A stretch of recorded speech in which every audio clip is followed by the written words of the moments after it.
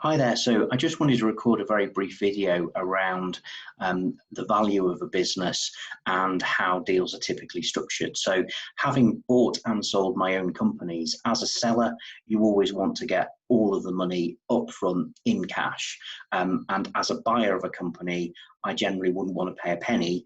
I'd want to pay for it over time. But clearly, both ends of those spectrum, it's highly unlikely you're going to get a deal. So for me, it's about how you can use various different structures to get to a point of the overall valuation. So in a small, medium enterprise, there's a huge risk from a buyer's perspective, because as a small enterprise, there's a lot of goodwill tied up in the owner.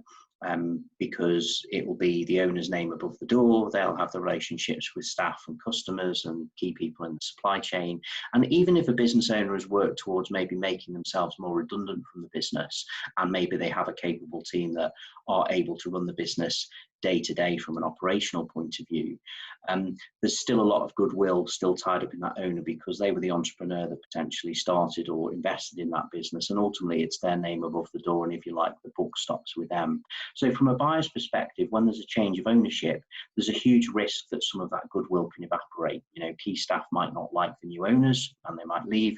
People in the supply chain might feel a bit jittery and again might feel uncomfortable or decide not to supply the business anymore, or do so, or change the terms.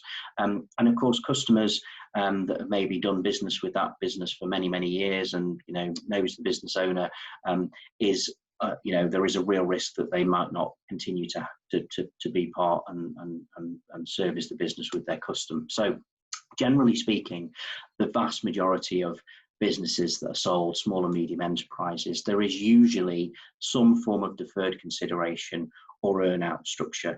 And the principal reason for that is to really protect that goodwill.